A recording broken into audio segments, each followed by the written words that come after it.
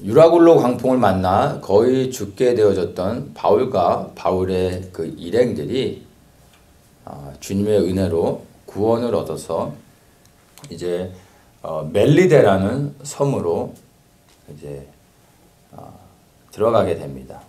그리고 이제 거기서 다시 이들이 회복되어지고 이제 내륙으로 들어가서 이제 로마로 향하게 되고 그 로마에 들어가서 바울이 복음을 전하는 그런 이야기로 사도행전이 마무리되어지는 것을 봅니다. 그 과정 가운데서 우리에게 주시는 말씀들을 한번 제가 보려고 합니다. 7절에 보면은 바울이 이제 광풍을 만나서 표류하게 된 섬이 그 지금의 이제 이탈리아 그 시실리 밑에 있는 조그만 섬 멜리데라는 곳에 들어가게 됩니다. 거기에 보블리오라고 하는 그 섬에서 제일 높은 사람, 그 사람 집에 그들이 이제 도움을 받아 그 집에 거하게 됩니다. 8절에 보면 그 보블리오의 부친이 열병과 이질에 걸려 누웠거늘 바울이 들어가서 기도하고 그에게 안수하여 낫게 하며 이러므로 섬 가운데 다른 병든 사람들이 와서 고침을 받았다, 이런 말을 이제 합니다. 고침을 받았다라는 얘기에서 끝나지만 사실 이 이야기를 우리가 딱 들을 때 분명히 알 수 있는 것은 바울이 병만 고친 것이 아니라 병을 고치고 그리고 많은 사람들에게 예수 그리스도의 복음을 전했을 것이라는 것은 의심의 여지가 없습니다. 우리가 아는 바울은 단순히 사람의 병을 고치는 사람이 아니라 병을 고치는 이유는 바로 그 병의 고침을 통하여 그 능력의 주인 되신 예수 그리스도를 전하고 그 그리스도를 통하여 영혼의 구원을 받게 하기 위해서 이런 병을 고쳤다는 것을 우리가 알 수 있습니다. 이 바울을 보면 사실은 상황적으로는 바울이 지금 도움을 줄 수 있는 입장이 아니라 사실은 도움을 받을 수밖에 없는 입장에 있습니다. 그래서 정말로 보블리오를 비롯해 그 섬의 사람들의 도움이 아니면은 거기서 정말 거할 곳이 없고 먹을 음식도 없고 그리고 회복되어질 수 없죠. 정말 죽을 뻔한 위기 가운데 살게 되었으면은 그냥 이 상황 가운데서는 그냥 도움을 받는 것으로 그냥 머물러 있는 경우들이 대부분일 것입니다. 그게 정상인 거죠. 근데 바울은 그런 상황 가운데서도 복음을 전하고 도움이 필요한 사람들을 회복시키고 치유하고 영혼을 구원하는 일들을 감당했다라는 것을 우리가 이제 볼 수가 있습니다. 사실은 가만히 보면 바울이 도움을 받은 것이 아니라 그 섬 사람들이 바울의 도움을 받았고 도움을 통해 영혼이 구원받는 놀라운 역사들을 경험하게 됐다는 것입니다. 만약 여러분들이 정말 풍랑을 만나서 거의 죽을 뻔했다가 기적적으로 하나님의 은혜로 살게 돼서 어느 섬에 표류했을 때 여러분은 그 상황 가운데서 이 바울처럼 이렇게 행동하실 수 있겠습니까? 만약 여러분들이 정말 이런 상황이라면 어떻게 하시겠습니까? 사지선다형으로 우리가 딱 볼 때 정직하게 여러분은 어떻게 반응하실지 한번 보십시오. 첫 번째, 하나님을 원망한다.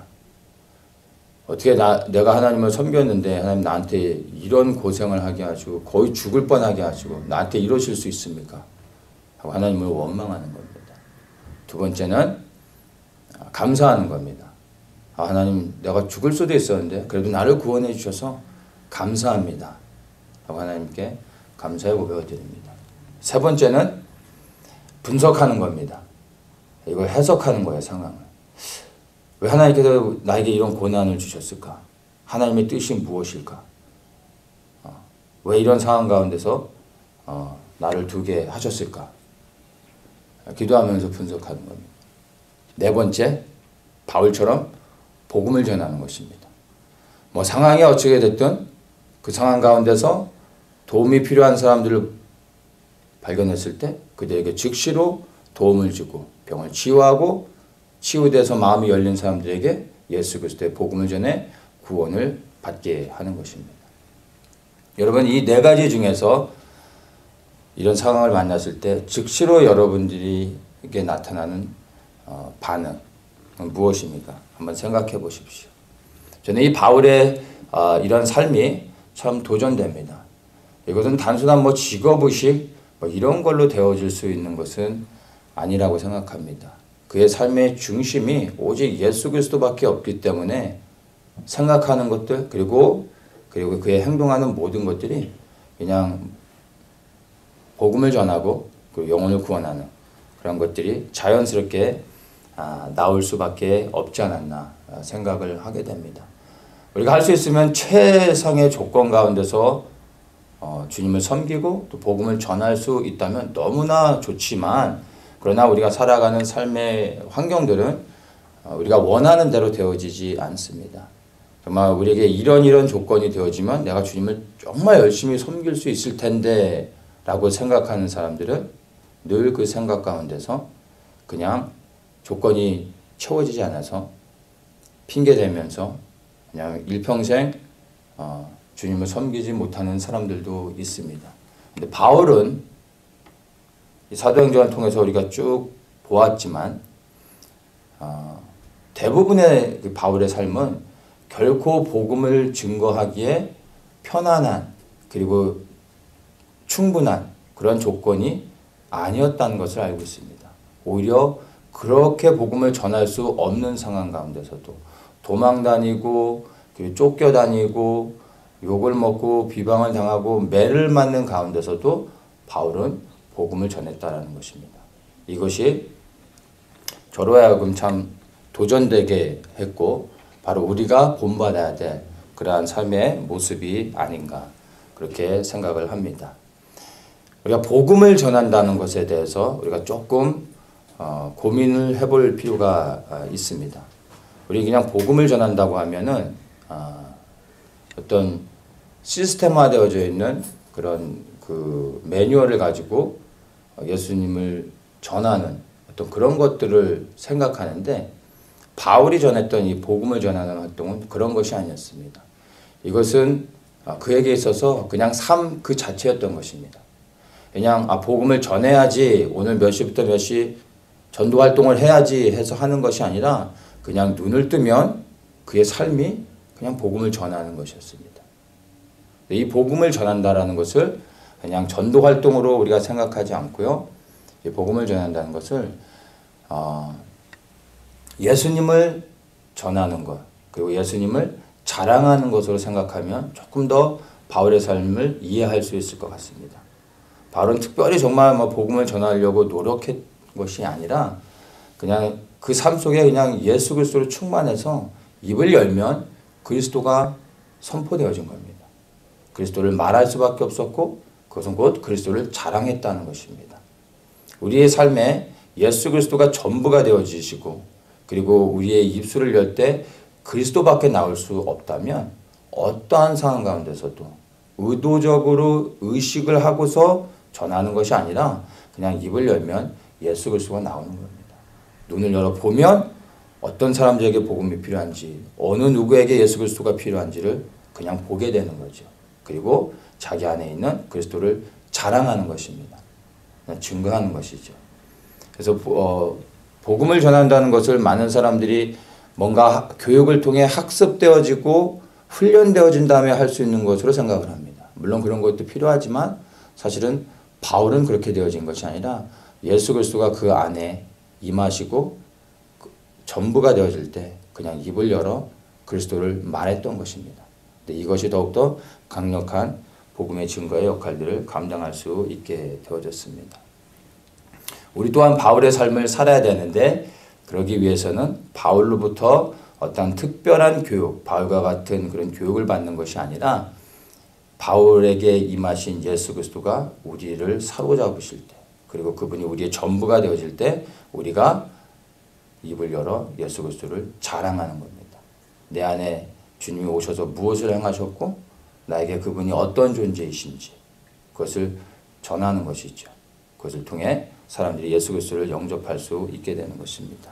바로 우리가 도전받아야 될 바울의 삶인 것입니다. 이렇게 되기 위해서는 우리 안에 예수 그리스도의 생명이 바울에게 임했던 것처럼 그 예수 그리스도의 생명이 정말 임해야 됩니다. 그리고 그 생명을 가진 자들이 입술을 열어 그리스도를 자랑하고 증거할 때 우리 안에 주인 되신 주님께서 놀라운 생명을 구원하는 일들을 감당하게 하실 것을 믿습니다. 이제 그 섬에서 바울이 이제 복음을 전한 다음에 내륙으로 들어가서 여러 지역을 거쳐 16절에 보면 드디어 로마에 들어가게 되는 것을 보게 됩니다. 사도행전 1장에서 이제 시작해서 28장까지 오면서 이 로마를 향하는 어떤 여정이라고 말할 수 있는데 끝내는 로마에 들어가게 되는 것을 우리가 이제 보게 되는 것입니다. 사도행전 첫 시작할 때 뭐라고 말하죠? 사도행전 시작에 모티베이션이 되는 게 바로 주님께서 제자들에게 주신 사명이었죠. 오직 성령이 너희에게 임하시면 너희가 권능을 받고 예루살렘과 온 유대와 사마리아와 땅끝까지 이르러 증인이 되리라. 이 말씀이 사도행전을 시작하게 만들었던 것입니다. 이 땅끝은 바울에게 있어서는 1차적으로는 로마입니다. 그 당시에 땅끝은 로마라고 말할 수 있습니다. 그래서 바울에게 그 땅끝은 너무나 분명하게 로마였고 그 로마를 향해 나아가는 복음의 행진이 사도행전을 통하여 이루어졌습니다. 그리고 이제 정말로 로마까지 들어와 복음을 전하게 되는 것을 우리가 보게 됩니다. 이 증인된 사역의 시작이 바울로 맞춰지지만 사실의 사도행전의 시작을 보면은 바울이 아니죠. 베드로와 예수님의 그 다른 제자들을 시작으로 해가지고 복음이 증거되어지며 사도행전의 역사가 흘러갑니다.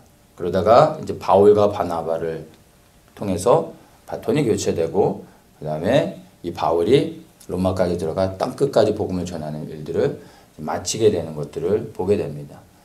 중심적으로 보면은 베드로와 그리고 바울이 이 사도행전의 큰 흐름을 잡아가고 있다는 것을 보게 되는데 이 두 인물을 통해서 보면은 어떻게 주님께서 명하신 이 복음의 사명, 이 복음에 증거하는 일들을 이들이 끝까지 완주하고 땅끝까지 복음을 증거할 수 있게 했는지를 이들의 삶을 우리가 보면은 좀 발견할 수 있습니다. 그것을 통해서 우리가 동일하게 이제 복음의 전달자로서 어떻게 살아야 되는지 그리고 우리가 그렇게 하기 위해서는 어떻게 준비되어져야 되는지를 우리가 좀 발견할 수가 있습니다.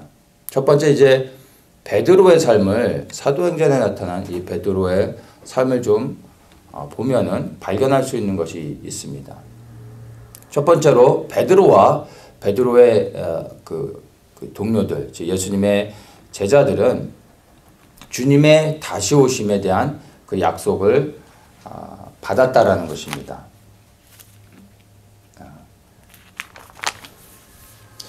사도행전의 시작을 사도들로 시작하지 않고 예수님께서 친히 시작을 하십니다.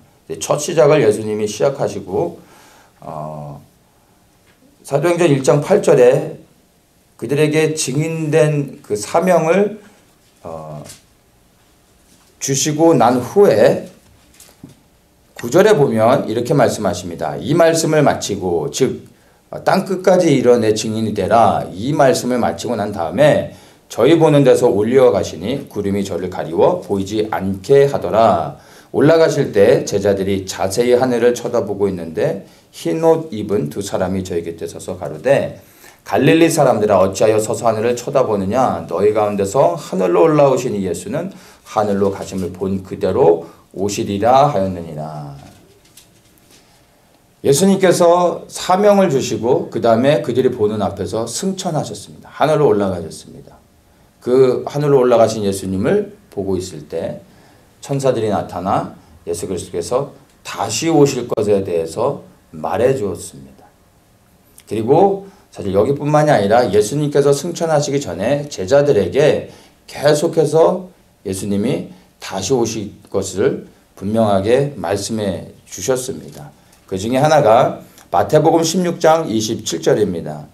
인자가 아버지의 영광으로 그 천사들과 함께 오리니 그때 각 사람의 행한 대로 갚으리라. 예수님이 제자들에게 하신 말씀입니다.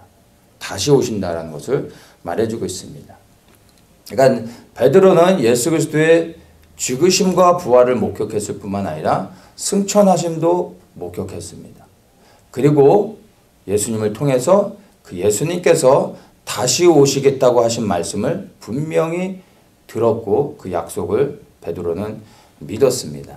근데 이 다시 오심에 대한 의미가 무엇을 이렇게 향하고 있는지를 베드로는 정확히 이해하고 있었습니다. 우리가 읽은 이 마태복음 16장 말씀처럼 다시 오실 때 각 사람의 행한 대로 갚으리라 이렇게 말하고 있습니다. 즉 그 사람의 행위를 따라 심판하게 될 것이라는 것을 알고 있었던 것입니다. 그러니까 예수님이 다시 오시는데 다시 오실 때는 심판하시는 하나님으로 오신다는 것을 알고 이해하고 있었다는 것입니다.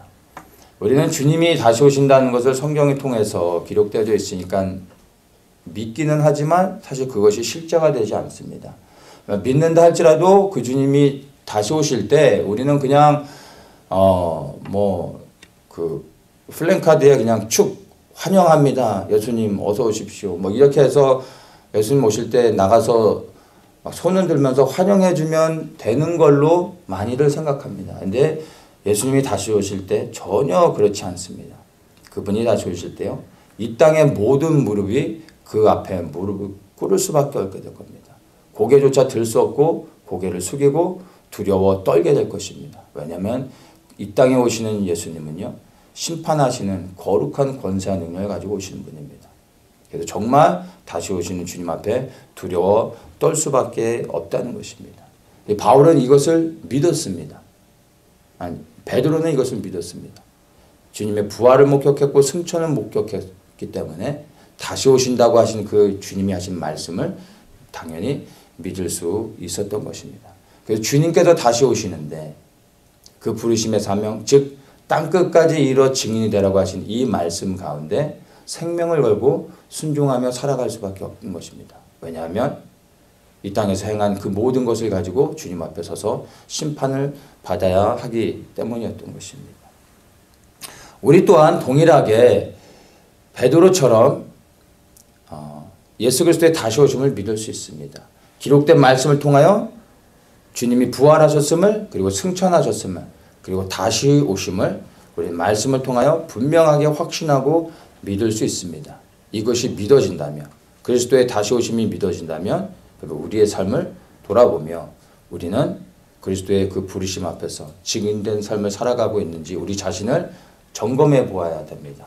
왜냐하면 그분이 오셔서 반드시 우리를 앞에 세우시고 우리의 행위를 따라 즉 증인된 삶을 살았는지 안 살았는지 우리의 부르심을 생명대로 감당했는지 아닌지를 분명하게 판단하실 것입니다. 그래서 우리는 우리의 부르심 앞에서 베드로와 같이 생명들여 주님을 섬겨야 되는 것입니다. 두 번째, 베드로는 성령의 충만함을 받았습니다. 예수님께서 땅끝까지 이르러 그냥 증인이 되라고만 말씀하지 않으시고 그 증인이 되기 전에 하시는 말씀이 있습니다. 8절에 오직 성령이 너희에게 임하시면, 즉 조건을 말씀하시는 거죠. 무조건 그냥 나가서 증인이 되라고 하지 않으시고 먼저 너희들이 증인되기 위해서는 성령의 충만함을 받아야 된다. 약속한 성령을 받을 때까지 예루살렘에 머물러 기다려라. 이 말씀을 하셨다는 것입니다. 즉 성령의 충만함을 받을 때 비로소 베드로와 그 제자들이 부르심의 사명, 증인된 일들을 감당할 수 있었다는 것입니다. 많은 사람들이 성령의 충만함을 받지 않은 채로 우리의 열심과 노력으로 또 우리의 지식으로 경험으로 주님을 섬기려고 합니다. 또 어느 정도는 성령의 도우심 없이 우리의 열심만으로도 주님을 섬길 수도 있습니다. 그러나 분명하게 알 수 있는 것은요, 이 성령의 충만함 없이는 결코 이 부르심의 사명, 증인된 일들을 마칠 수 없다는 것을 분명히 알아야 됩니다. 만약 이 성령의 충만함 없이 우리가 증인된 삶을 살아갈 수 있었다면 주님께서 우리에게 성령의 충만을 받으라라고 말씀하지 않으셨을 것이고 성령이 임할 때까지 기다리라라고 말씀하지 않으셨을 것입니다. 이 성령의 충만함이 부르심의 사명을 감당하고 증인된 삶을 살아갈 수 있는 정말 원동력이 된다는 것을 여러분 기억하셔야 됩니다. 이 성령의 충만함 없이 우리는 복음을 증거하는 일은 둘째치고 우리의 믿음조차 지킬 수 없습니다. 예수가 그리스도이심을 우리의 입술을 통하여 날마다 고백할 수조차 없다는 것을 여러분이 이해하셔야 됩니다. 어떤 사람들이 이 성령의 충만함을 받는 걸 은사와 능력을 받는 것으로 생각하고 그저 성령은 하나의 어떤 능력을 행하는 그런 은사로 성령님을 잘못 이해하기도 합니다. 그렇지 않습니다. 성령님이 비로소 우리 안에 임할 때 우리가 증인된 삶을 살아갈 뿐만 아니라 믿음을 지키고 그리스도께 순종하는 삶을 살아가게 되는 것입니다. 이 제자들도 예수님으로부터 모든 것을 배웠습니다. 예수님께 직접 배운 사람들이죠. 제자들만큼 예수님에 대해서 전하는데 전문가가 없다라고 봐야 됩니다. 그런데 이들이 성령의 충만함을 받기 전에는 승천하신 주님을 이제 떠나보내고 스승을 잃은 이 제자들이 두려워 떨며 숨어 무엇을 해야 될지 정말로 두려운 가운데 같이 모여서 기도할 수밖에 없었습니다. 그런데 이들이 성령의 충만함을 받자 문을 박차고 나가 세상이 감당치 못할 자들로 두려움 없이 증인된 삶을 살고 그 생명들을 주님 앞에 드리게 됐던 것을 보게 됩니다. 우리 또한 동일하게 이 성령의 충만함을 받지 않고서는 이 사명을 감당할 수 없음을 기억하시고 이 충만함을 위해 우리가 정말 구하고 또 구해야 되는 것입니다. 이 성령의 충만함을 받을 때까지 제자들이 예루살렘에 머물렀던 것처럼 우리도 기도하고 기도하며 이 성령의 충만함을 위해서 계속해서 주님 앞에 구해야 됩니다. 그리고 구하는 자에게 성령의 충만함을 주신다라고 예수님께서 약속하셨기 때문에 우리가 구할 때 이 성령의 충만함을 반드시 받을 수 있는 것입니다. 우리가 컴퓨터 프로그램들을 사면은 요즘은 이제 시대가 바뀌어서 그냥 온라인으로 다운을 받죠. 다운을 받아서 그 프로그램을 실행을 하면요. 프로그램 창이 뜨고 그 다음에 또 하나의 창이 뜹니다. 액티베이션 코드를 입력하라는 창이 뜹니다. 근데 이 액티베이션 코드를 넣지 않으면 프로그램이 실행이 되지 않습니다. 내가 돈을 주고 온라인에서 구매를 했지만 액티베이션 코드를 넣지 않으면 이 프로그램을 사용할 수가 없는 겁니다. 그래서 이것을 온라인에서 구입하면 뭐 텍스트나 이메일로 액티베이션 코드를 따로 받죠. 그것을 입력할 때 비로소 프로그램이 실행되어지고 내가 원하는 대로 사용할 수 있게 되는 겁니다. 그러니까 우리가 예수 그리스도를 아는 지혜가 있다 할지라도 이 성령의 충만함은 곧 우리 안에 액티베이션하게 만드는 겁니다. 성령께서 일하시고 그리고 실제적으로 우리 안에 있는 은사 능력들을 나타나게 하시고 우리 안에서 성령께서 일하게 하실 수 있는 그런 액티베이션을 하는 역할이 바로 성령의 역할이라고 할 수 있는 것입니다. 그래서 정말로 베드로가 성령의 충만함을 받고 부르심의 사명을 감당했던 것처럼 우리 또한 정말 우리의 일들을 감당하기 원한다면 그 무엇보다도 성령의 충만함을 받기 위해서 우리가 간절히 기도해야 된다는 것을 볼 수 있습니다.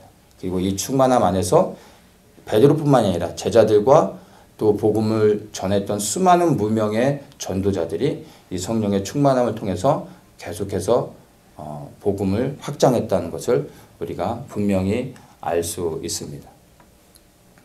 또한 이제 바울을 통해서 보면 또 다른 것들을 우리가 좀 발견할 수 있습니다. 바울은 다메섹 도상에서 예수님을 정말 뜨겁게 체험을 합니다. 바울이 3번에 걸쳐서 자신을 변론할 수 있는 기회를 얻게 됩니다. 즉 예수 그리스도의 복음을 전할 수 있는 기회를 얻게 됐을 때 그때마다 바울이 언급했던 것이 바로 다메섹 도상에서 주님을 만났던 그 개인의 체험, 그 사건을 복음을 증거할 때 계속해서 반복해서 말하는 것을 우리 사도행전을 통해서 발견할 수 있습니다.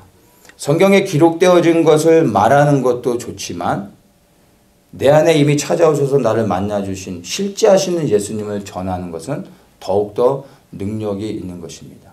이러한 체험들과 하나님의 말씀이 함께 적절하게 배합이 될 때 놀라운 복음의 역사들을 이룰 수 있게 되는 것을 볼 수가 있습니다.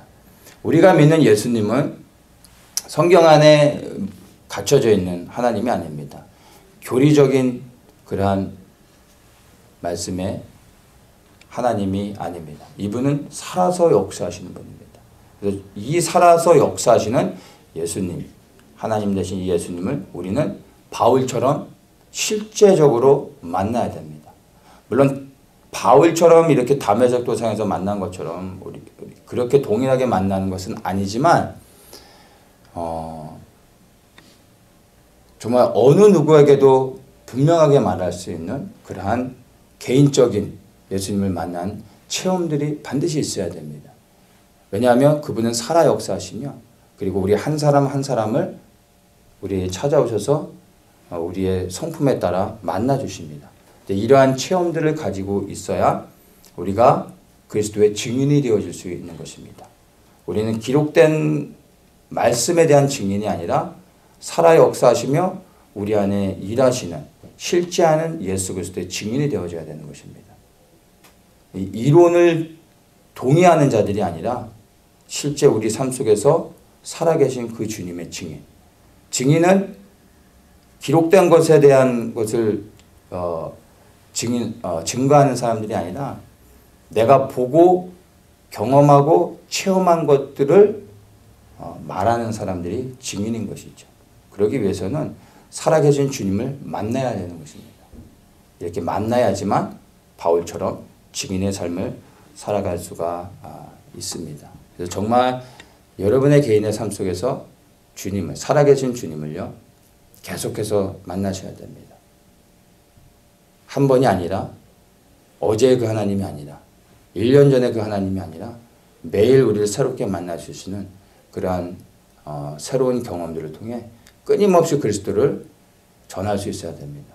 어떤 사람에게는 이렇게 만난 주님을 전할 수 있는 것이죠. 또 다른 사람에게는 또 새롭게 만난 주님을 전할 수 있어야 되는 것입니다. 저 사람이 만난 예수님을 전하는 것이 아니라 이 사람이 이렇게 주님을 만났대라고 말하는 게 아니라 내가 만난 주님을 전하는 것이죠. 그럴 때 이 말씀이 능력이 있고 영혼을 구원하게 되는 것입니다.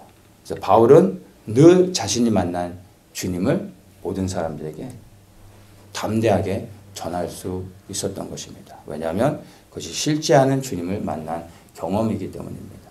정말 예수 그리스도를 새롭게 날마다 만나시고 그 주님을 자랑하고 전하시는 여러분들 되시길 축복합니다. 두 번째는 그에게는 특별한 영적인 체험들이 있었습니다. 그것이 사도행전에서 또한 발견할 수 있는 부분입니다. 고린도후서 12장에 보면 바울이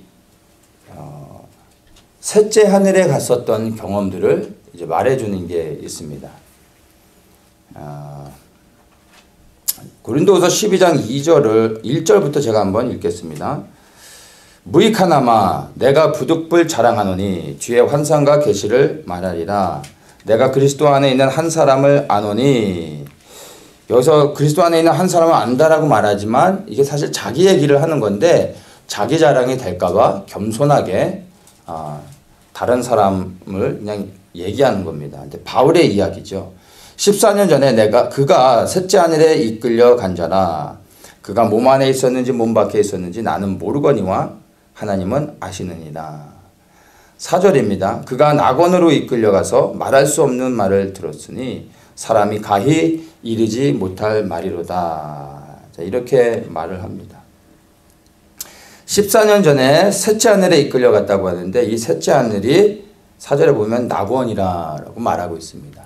그러니까 셋째 하늘이 낙원이라는 것을 얘기하는데 여기에 대해서는 뭐 여러 가지 또 그 신학적인 견해들이 있습니다. 근데 뭐 그런 것을 초점을 맞추려고 하는 것은 아니니까 그것은 얘기는 하지 않겠습니다. 근데 셋째 하늘 낙원, 바울이 간 이곳은 천국이라고 우리가 이해하면 됩니다. 이 세상에 존재하지 않지만 영의 세계 가운데 이 세상보다 더 실지하는 그 하나님의 나라, 천국에 바울은 갔던 것입니다. 그곳에서 무엇을 듣습니까? 4절에 말할 수 없는 말을 들었고 사람이 가히 이르지 못할 말을 들었다는 것입니다. 표현할 수 없는 그런 것들을 들었고 그리고 절대 말할 수 없는 놀라운 하나님의 말씀들, 계시들을 들었다는 것입니다. 말해도 이해할 수도 없고 그리고 말해서도 안 되는 놀라운 그리고 그런 충격적인 하나님의 계시들을 들었고 그런 환상들을 보았다라는 것입니다. 근데 이러한 경험이 바울로 하여금 끝까지 고난 가운데서도 생명을 들이며 나아갈 수 있게 됐다는 것을 볼 수가 있습니다. 이 14년 전에 셋째 하늘에 올라갔다고 얘기를 하는데 고린도 후서가 쓰여졌던 그 연대를 추정을 해서 14년 전으로 거슬러 올라가면 그게 대략적으로 연도를 좀 추정을 해보면 바울이 1차 선교 여행을 했을 때로 볼 수가 있습니다. 1차 선교 여행 때 그가 무슨 일이 있었냐면요. 사도행전 14절에 바울이 이제 그 오늘날의 터키 그 밑에 지역으로 해서 복음을 이제 이곳저곳 다니면서 전하는데 그 지역에 살고 있는 많은 유대인들이 계속해서 바울을 따라다니면서 바울을 죽이려고 했었습니다. 그래서 바울이 계속해서 그 지역들을 피해 다니고 그러면서 복음을 전하다가 이제 14장 19절에 보면요. 바울이 이제 또 복음을 그 루스드라에서 복음을 전합니다. 그런데 이제 9절에 보면은 유대인들이 안디옥과 이고니온에서 와서 무리를 초인하여 돌로 바울을 쳐서 죽은 줄로 알고 성 밖에 끌어내치니라. 제자들이 둘러섰을 때 바울이 일어나 성에 들어갔다가 이튿날 바나바와 함께 더베로 갔다. 이렇게 말하고 있습니다. 바울이 이제 이곳에서도 복음을 전하다가 안디옥에서 쫓아온 유대인들에게 여기서 붙잡혀버린 거예요.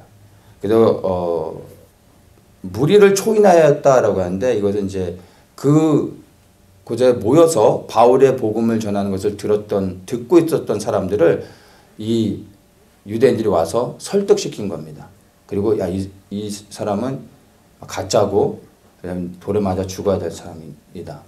당신들은 비켜라. 그래가지고 바울을 거기서 잡아가지고 돌로 쳤다라고 말합니다. 여러분, 돌로 쳤다라는 게 여러분 뭐 우리가 좀 곰곰이 한번 생각을 해보는 거예요. 율법에 묶여서 살아가는 유대인들에는요, 이 돌로 치는 일들이 얼마나 끔찍한지 모릅니다. 그러니까 하나님 앞에 가증한 일을 행한 자들, 그리고 하나님으로부터 떨어져 나가게 하는 미혹하는 자들은 율법에서 반드시 돌로 쳐서 죽이라고 말하고 있습니다. 그래서 유대인들은 예수님이 메시아인 것을 몰랐기 때문에 바로 하나님을 믿는 믿음에서 떨어져 나가게 하는 자들로 생각했던 거죠. 그러니까 당연히 예수님을 이들은 돌로 쳐 죽여야 됐던 것입니다. 그런 유대인들이, 율법에 사로잡혔던 이 유대인들이 바울에게 와서 돌로 쳤을 때 어떻게 했을지를 한번 생각해 보십시오. 뭐 그냥 나이스하게 한 대 치고 갔겠습니까? 모여진 사람들이 한두 명이었겠습니까? 수많은 사람들이 둘러싸고서 바울을 돌로 쳤다고 생각해 보세요. 죽어도 뭐 수도 없이 죽었겠죠.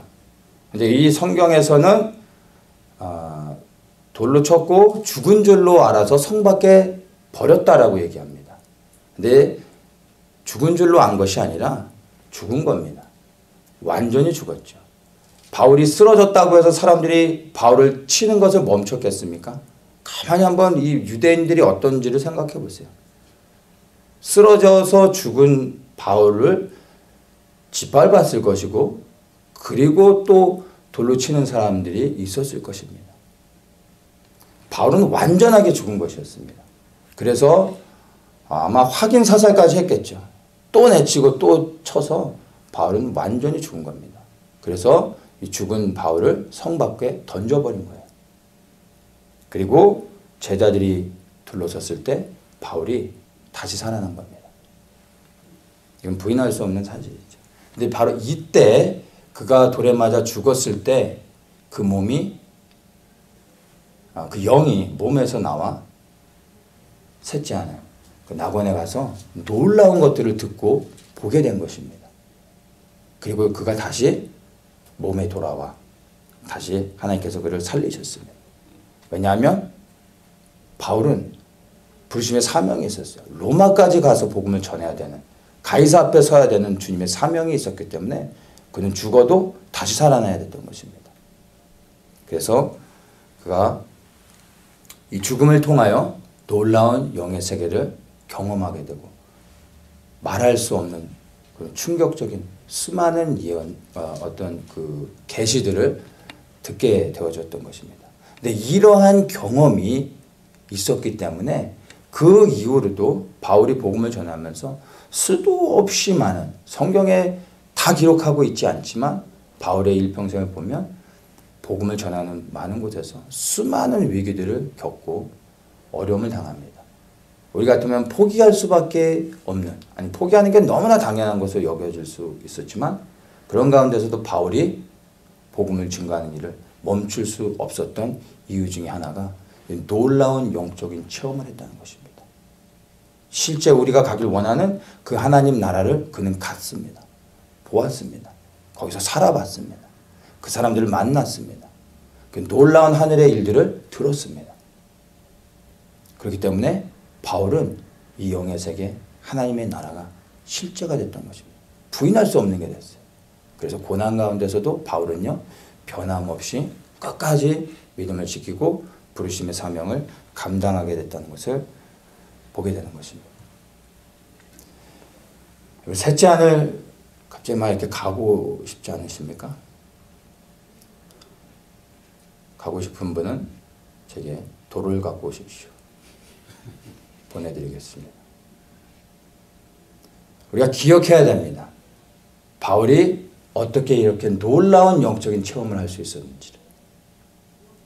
집에서 편히 쉬면서 TV 리모컨을 움직이면서 채널을 바꿔가면서 TV를 보다가 깜빡 졸았는데 영의 세계, 신령한 영의 세계를 체험한 게 아닙니다.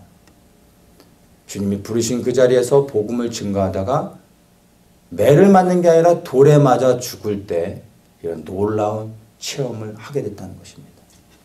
여러분, 복음을 증거하는 자리에 있을 때 하나님이 우리에게 생각지도 않았던, 기대할 수 없었던 놀라운 영적 체험을 하게 해주시는 것입니다.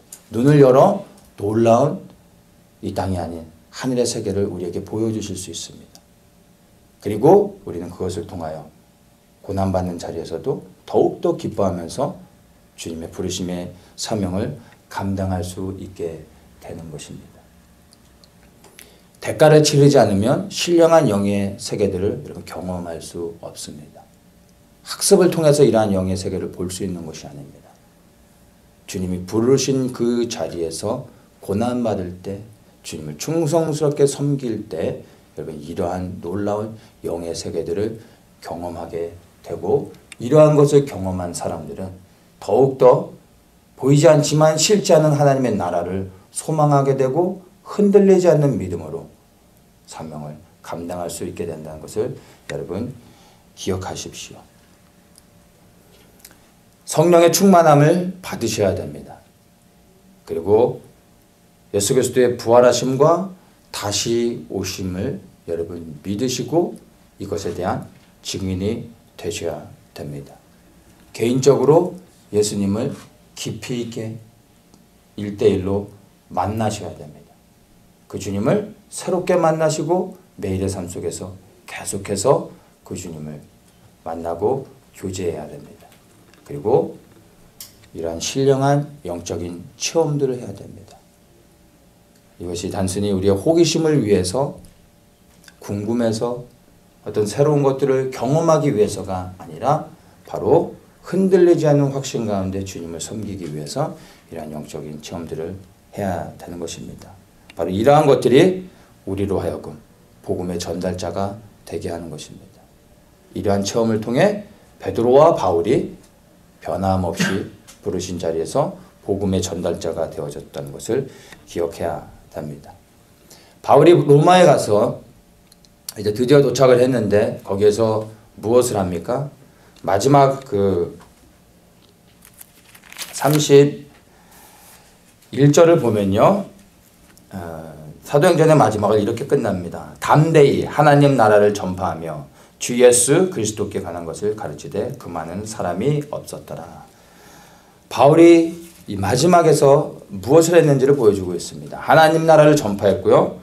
예수 그리스도를 가르쳤다고 말합니다. 근데 이 하나님 나라를 전파하는 것과 예수님을 가르치는 것은 두 개의 별도의 다른 일이 아닙니다. 하나의 일입니다. 그래서 바울은 이 하나님 나라를 전파하는 일에 온 힘을 썼다는 것을 우리가 볼 수가 있습니다. 예수님께서 이 땅에 오셔서 비로소 하나님 나라의 복음을 전하셨습니다. 예수님 전에는 이 하나님 나라의 복음을 전할 수 있는 사람이 없었습니다. 왜냐하면 하나님 나라를 본 사람도 없고 아는 사람이 없기 때문에 이 하나님 나라를 전할 수 있는 사람이 없었습니다. 예수님은 그 하나님 나라의 주인이시기 때문에 오셔서 예수님이 하나님 나라를 전파하시고 예수님의 제자들도 이제 그 하나님 나라의 복음을 전하게 되어집니다. 예수님께서 이 땅에 오신 이유가 바로 하나님의 나라를 회복하기 위해 오신 것입니다. 우리를 구원하신 이유도 하나님 나라의 회복을 위해 우리의 구원이 그 회복 안에 하나님 나라의 회복 안에 포함되어져 있는 것입니다. 그것이 우리에게 은혜인 것입니다. 그리고 예수 그리스도께서 다시 오시게 될 텐데 예수님이 다시 오실 때 하나님의 나라를 가지고 오시면 하나님의 나라가 이 땅 가운데 이루어지게 될 것입니다. 우리가 주 예수 그리스도의 다시 오시는 길을 예비해야 되는데 그 주의 길을 예비하는 것이 곧 하나님 나라를 이 땅에 임할 수 있도록 예비하는 것이 되어지는 것입니다. 우리가 주님을 섬기는 것이 곧 하나님 나라를 섬기는 것이고 우리가 주님께 순종하는 것이 곧 이 땅에 이루어질 하나님의 나라를 위하여 순종하는 것임을 우리가 알아야 되는 것입니다. 그래서 하나님 나라를 전파하는 것과 그리스도를 전하는 것은 하나의 동일한 일이라는 것을 우리가 알 수 있게 되는 것입니다. 저는 여러분들이 이 하나님 나라를 소망하시기 원합니다. 바울은 가는 곳곳마다 계속해서 이 하나님 나라의 복음을 전파했습니다. 예수님을 만난 사람이 실질적으로 만난 사람이 그리스도의 증인이 되어줄 수 있는 것처럼 여러분 하나님의 나라를 보는 자들만이 하나님 나라를 전할 수 있습니다. 이 하나님 나라를 여러분 보셔야 됩니다. 저는 이 하나님 나라를 영의 눈으로 정말 봅니다. 이 하나님 나라를 정말 소망합니다. 보여지는 이 세상의 그 어떤 것들보다도 하나님의 나라가 제게는 더욱더 선명하게 보여지고 이것들이 믿어집니다. 이 하나님의 나라는 저에게 있어서 만병통치약과 같습니다. 때로는 주님을 섬긴 일들이 힘들기도 하고 지치기도 하고 또 낙심될 때도 있습니다. 그런데 저는 이 하나님 나라를 생각할 때 이 하나님 나라만 생각하면 제 안에 다시 새롭게 소망이 생깁니다. 왜냐하면 이 하나님 나라는 실제하고 이 하나님 나라가 이제 곧 이 땅 가운데 임할 것이기 때문에 내가 이 땅에서 하나님의 나라가 이루어지는 이 일들을 위하여 섬길 때 이 하나님의 나라가 임하면 그 하나님 나라의 백성으로 들어가게 될 것을 믿기 때문에 저는 이 하나님 나라를 생각할 때 정말 지치다가도 다시 한번 생명이 막 회복되어지고 안에 기쁨이 일어나고 다시 한번 즐겁게 주님 앞에 헌신하게 되어집니다.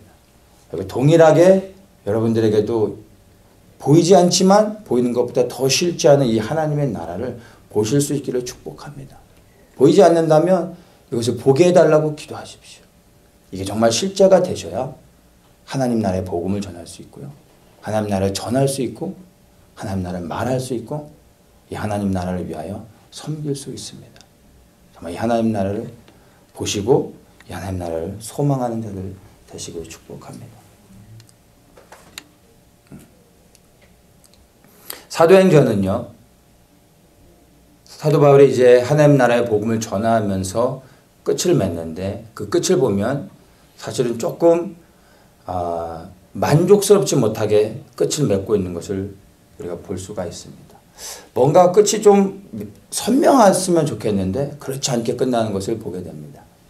그러니까 드라마를 보면 드라마가 잘 만드는 드라마일수록 끝날 때마다 이제 화면에 the end라고 쓰지 않고 to be continue라고 쓰죠.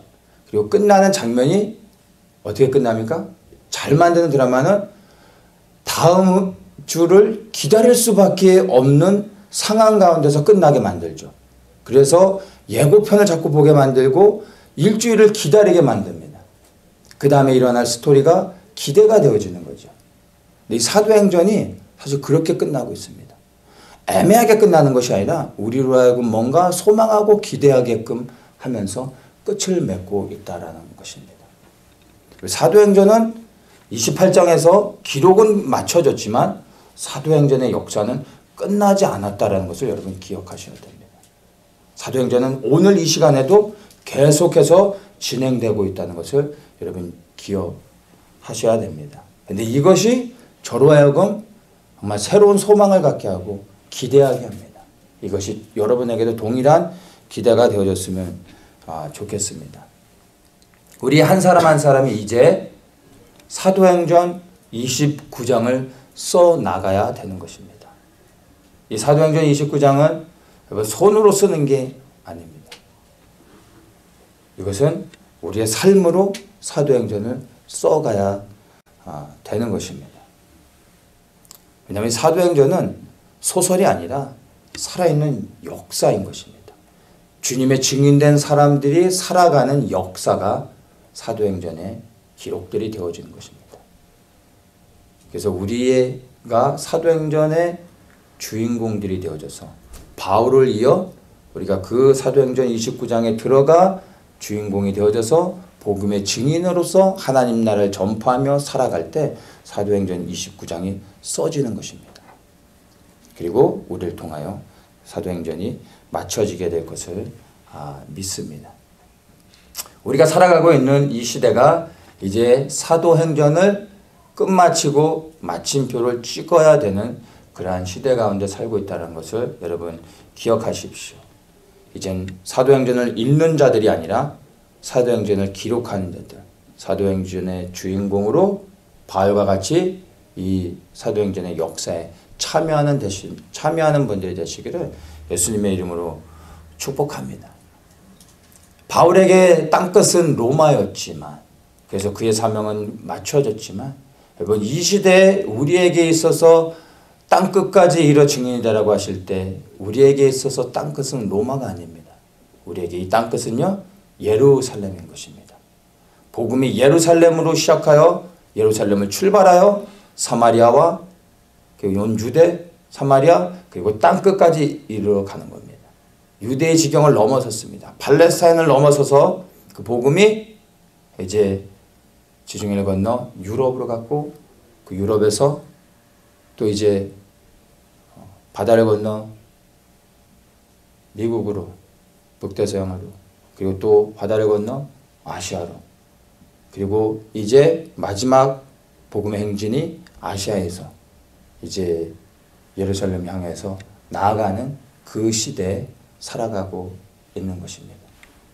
그래서 우리 한 사람 한 사람들이 사도행전 29장의 주인공이 되어져서 마지막 복음의 행진을 이루어내야 되는 것입니다.